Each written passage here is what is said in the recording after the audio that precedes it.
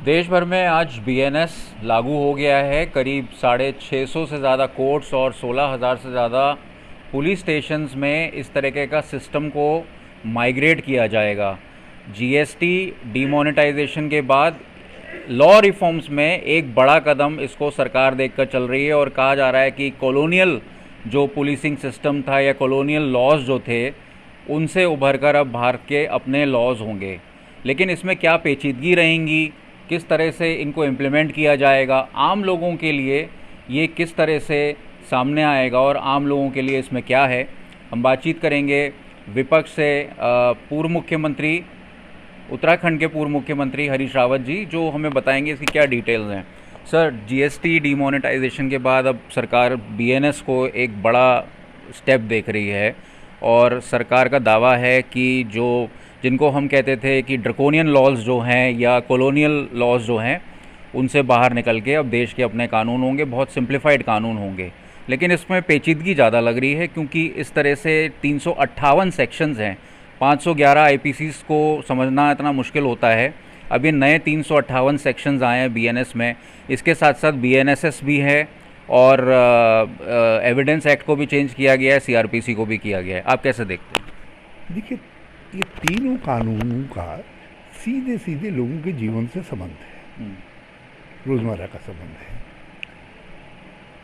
आपने चुनाव के फायदे के लिए कि हमने बदल दिया कॉलोनियल कानून को बदल दिया, ये कहने के लिए, अपनी पीठ ठोकने के लिए आप जल्दबाजी में लाए उस समय, और उसका परिणाम भी देख लिया। देशव्यापी हड़ताल हुई ट्रक ड्राइवर्स की और दूसरे लोगों की, जो जिसमें रोड एक्सीडेंट के मामले में जो प्रोविज़न रखे गए उनको लेकर के त्वरित तरीके से, और अनंतोगत्वा आपको कहना पड़ा कि इसको हम स्थगित कर रहे हैं अभी। और अब चुनाव के बाद अभी लोग इस तरफ ध्यान भी नहीं गया था देश का, आप तत्काल उसको लागू कर दिया। इसीलिए हमने और कांग्रेस ने या विपक्ष ने सुझाव दिया कि आप इसको लोगों से बहस करवाइए, इसमें बात करवाइए। पार्लियामेंट में भी डिबेट हो ना, कहीं डिबेट नहीं हुई। आपने केवल कुछ लोगों में डिबेट करके, बातचीत करके, कोई राय ले करके है, तो इतने बड़े पैमाने पर जो चीज़ों को प्रभावित करता है उसमें आप नहीं कर सकते। और फिर दूसरी बात यह है, आप उसमें मॉडर्न टेक्निक्स को, जैसे आप ई फाइलिंग की बात आएगी, तो कहाँ है देश के अंदर, दूर दराज के एरियाज़ के अंदर अभी भी नेटवर्क नहीं है। आपके दिक्कतें हैं, मैं समझता हूँ उत्तराखंड के अंदर ही इसकी बहुत बड़ी प्रॉब्लम आई। इस चीज़ को अभी मुख्यमंत्री पुष्कर सिंह धामी जब दिल्ली अपने टूर पे थे, उन्होंने मंत्रियों से भी आग्रह किया था, केंद्रीय मंत्रियों से, कि कई जगह पर नेटवर्क नहीं है। तो ये चीज़ साबित करती है। आपने अच्छी बात कही कि मुख्यमंत्री भी और हम भी निरंतर कह रहे हैं जो दूर दराज के हमारे एरियाज हैं उनमें ये फैसिलिटी नहीं है। कोरोना काल में हम बुरी तरीके से एक्सपोज हुए, जब हम ने ऑनलाइन लोगों को टीचिंग की बात कही और फैसिलिटी देने की बात कही, बुरी तरीके से एक्सपोज हुए। लोगों की बड़ी कठिनाइयाँ आई, लड़कों ने इस बात को बहुत उठाया। तो आज फिर वही स्थिति है। इंफ्रास्ट्रक्चर में कोई सुधार तो हुआ नहीं है, उसमें सुधार नहीं हुआ। अच्छा, उसके अलावा कुछ ऐसी बातें हैं जिनको लेकर के कई तरीके के संदेह लोगों के दिमाग में हैं, और इससे निश्चित तौर पर एक बड़ा रिजनमेंट पैदा हो सकता है। और सरकार विरोधाभासों के साथ ये समाज को जोड़ करके नहीं करते, ये समाज के अंदर कॉन्फ्लिक्ट पैदा करके ये कॉन्फ्लिक्ट की राजनीति करते हैं, और ये भी उसी का एक हिस्सा है जो कॉन्फ्लिक्ट की राजनीति करते हैं। नहीं तो यदि पुराने कानूनों में आप संशोधन कर रहे हैं तो इसमें देश में एका हो सकता था, लेकिन आप जो मेथोडोलॉजी अपना रहे हैं उस पर कांग्रेस को ही नहीं, उस पर सामान्य लोगों को भी ऐतराज़ है। आप बुलडोज करना चाहते हैं हर चीज़ को। हम समझ रहे थे कि ये जो तीसरा इनका कार्यकाल है, इसमें शायद ये सरकार बहुत कुछ जो रियलिटीज़ हैं उनसे सबक लेकर के काम करेगी, लेकिन लग नहीं रहा है।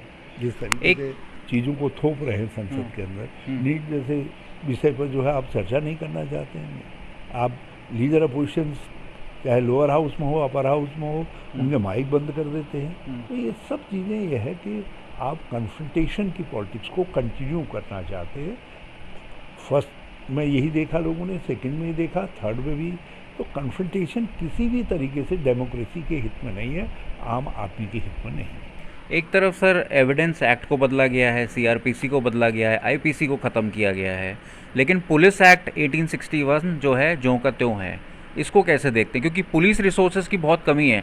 हम अपने प्रदेश की अगर हम बात करें तो पुलिस जो है ऑलमोस्ट डेफिसिट में जा रही है। एक स्पष्ट विरोधाभास आईपीसी या एविडेंस एक्ट, सीआरपीसी, इन सब के लिए पुलिस एक वो है।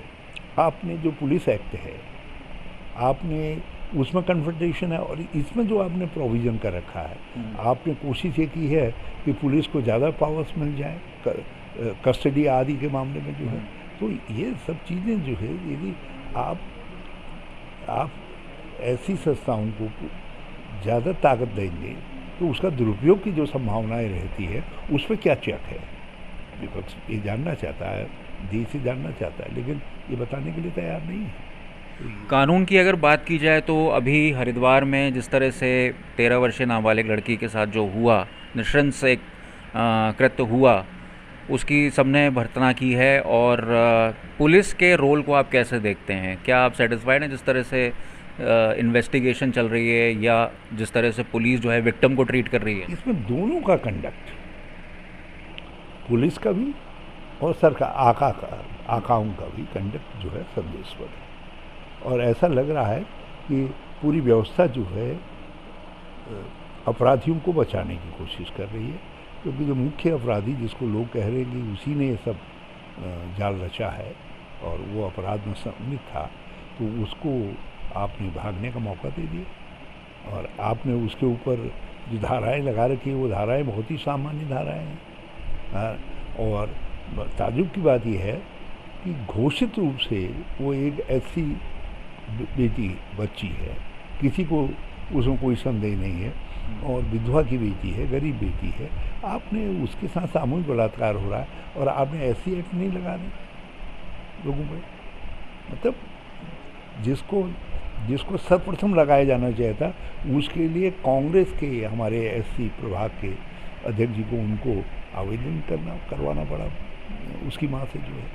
तो ये सब चीज़ें उसकी माँ निरंतर चीख करके कह रही है, और अभी तक आपको ये जान करके ताज्जुब होगा, न केवल भागने में मुख्यमंत्री की मदद हुई है, बल्कि सरकार का कोई भी प्रभावी व्यक्ति आंसू पोंछने के लिए उस विधवा के पास नहीं पहुंचा है। बीएनएस में रेप और जो माइनर्स हैं उनके साथ सेक्सुअल असॉल्ट या रेप में कठोर सज़ा का प्रावधान है। आपको लगता है कि इस तरह से फ़ायदा मिलेगा या राहत मिलेगी? ना, आप यदि इन्वेस्टिगेशन के वक्त में हैं, इस तरीके की चीज़ें करेंगे कि जो आज के एग्जीक्यूशन कानून है उसका भी ठीक तरीके से उसको अप्लाई नहीं करेंगे, तो कैसे आप कितने कठोरतम प्रोविज़न कर लीजिए। वो तो जिन लोगों को उसको लागू करना है उस पर है। जब आप बचाने की कोशिश कर रहे हैं एक नाबालिग बच्ची, दलित की बच्ची, विधवा की बच्ची, रेप होता है उसके साथ, सामूहिक रेप होता है, उसके बाद सामूहिक तरीके से उसकी हत्या कर दी जाती है। इससे ज़्यादा बड़ा जघन्य घृणात्मक कौन सा अपराध हो सकता है? लेकिन उस अपराध में कोई भी व्यक्ति यदि कह दे कि शांतरसा के अंदर उस अपराध को लेकर के सत्तारूढ़ दल का चेहरा बिल्कुल साफ है, तो मैं उस व्यक्ति वो मेरे सामने आकर के बताए, कोई व्यक्ति नहीं। सब लोग कह रहे हैं कि इस केस को खत्म करना चाहते, ख़त्म करना चाहते। आखिरी सवाल आपसे लेंगे। नीट को लेकर पूरे देश में हंगामा मचा हुआ है। ऐसे समय में जब नए कानून आ रहे हैं, नए लॉज आ रहे हैं, तो पेपर लीक्स को लेकर उत्तराखंड में भी कई हज़ारों लाखों बच्चों का जो भविष्य अधर में लटक गया था, नए कानून आए। अब ये बीएनएस और जो बीएनएसएस जो आया है, इसको लेकर आप कैसे देखते हैं कि कैसे फ़ायदा मिलेगा एक आम आदमी को, चाहे वो पेपर लीक की बात हो? हमने इस लाइन को उसका अध्ययन नहीं किया है, लेकिन मैं इतना कह सकता हूँ कि ये जो पेपर लीक है, चाहे नौकरियों के पेपर लीक हों, चाहे इस तरीके के नीट और नेट जैसी परीक्षाओं में पेपर लीक के मामले हों, ये भाजपा सुनियोजित है। भाजपा इन परीक्षाओं को अपने कंट्रोल में रखना चाहती है और उसको कंट्रोल में रखने के लिए अपने लोगों को ऐसा तंत्र बनाया गया कि अपने लोग फिट किए गए। इसीलिए आप देखिए उत्तराखंड का में जो परीक्षा में धांधली का है, उसका मास्टरमाइंड भाजपा का व्यक्ति हाकम सिंह, और उसके हाकम को बचाने में लगे हुए हैं। अब आप बिहार जाइए, गोधरा जाइए, कहीं जाइए, आपको कहीं न कहीं ऐसा व्यक्ति मिलेगा जिसको कहीं न कहीं से भाजपा का संरक्षण है या भाजपा के लोग समझते हैं, सत्ता समझते हैं। आज इसलिए कांग्रेस चाहती थी कि ये परीक्षा लीक वाले मामलों में इन पर लाखों लोग उद्वेलित थे। जो बच्चे कल बैठने वाले हैं नीट की परीक्षाओं में, उनमें वो भी उद्वेलित हैं, जो आज बैठे हैं वो भी उद्वेलित हैं, उनके माँ बाप उद्वेलित हैं। लेकिन आप इतने महत्वपूर्ण विषय पर 3-4 घंटे की चर्चा करने के लिए तैयार नहीं। आपको 3-4 घंटे की सब चीज़ काम, हमने काम रोको प्रस्ताव पेश किया था राहुल गांधी ने, तो काम रोक करके 3-4 घंटे की वो कर लेते, उसके बाद राष्ट्रपति के अभिभाषण पर बहस कर लेते। लेकिन आप नहीं चाहते, आपने कन्फ्रंटेशन किया, आपने लीडर अपोजिशन को अपनी बात नहीं कहने दी। राहुल जी ने बिल्कुल स्पष्ट कहा, पूरे देश ने सुना, उन्हें कहा हम और आप, मतलब पक्ष और विपक्ष दोनों मिल करके कुछ यहाँ बात करते और एक सॉल्यूशन देश को देते कि नहीं, हम ये सॉल्यूशन लेकर के आ रहे हैं जिससे लोग आश्वस्त होते। आप इतने बड़े गेस्चर को जो है आपने बुलडोज करने की कोशिश की। तो आपने लोकसभा में लीडर अपोजिशन के माइक को बंद कर दिया, जो समाचार है, आपने राज्यसभा में लीडर अपोजिशन के माइक को बंद कर दिया। ये सब चीज़ें एक स्पष्ट दृश्य नज़र आगे का दृश्य दिखा रही हैं कि आगे भी इसी तरीके के कन्फ्रंटेशन होंगे। वर्ष 2024 के मैंडेट से सत्तारूढ़ दल ने कुछ नहीं सीखा है, बल्कि उनका अहंकार और बढ़ गया है। धन्यवाद। तो पूर्व मुख्यमंत्री हरीश रावत जी का कहना है कि बीएनएस और जो बीएनएसएस और जो नए लॉज जो आए हैं, उससे जो है वो कॉन्फ्रंटेशन बढ़ रहा है। जो ये कॉन्फ्लिक्ट कानून है, इससे जो वीकर सेक्शन है सोसाइटी के या फिर कमज़ोर लोग हैं, आम आदमी हैं, उनको नुकसान ही होगा, क्योंकि इसमें कई सारी धाराएं जो हैं, जैसे कस्टोडियल टाइम पीरियड की बात होती है, पुलिस को ओवर पावर करने की बात होती है या एक्स्ट्रा पावर्स देने की बात होती है, तो उससे आम आदमी को नुकसान होगा, प्रताड़ना बढ़ेगी। वहीं हरीश रावत जी ने सवाल भी उठाया है कि जिस तरह से हरिद्वार में एक नाबालिग बच्ची के साथ जो नृशंस उसकी हत्या की गई रेप के बाद, क्या उसको बीएनएस के बाद इंसाफ मिलेगा, क्योंकि इन्वेस्टिगेशन एक बड़ा मामला है। पेपर लीक को लेकर भी हरीश रावत जी ने मुद्दा उठाया है। देहरादून से अंकित शर्मा।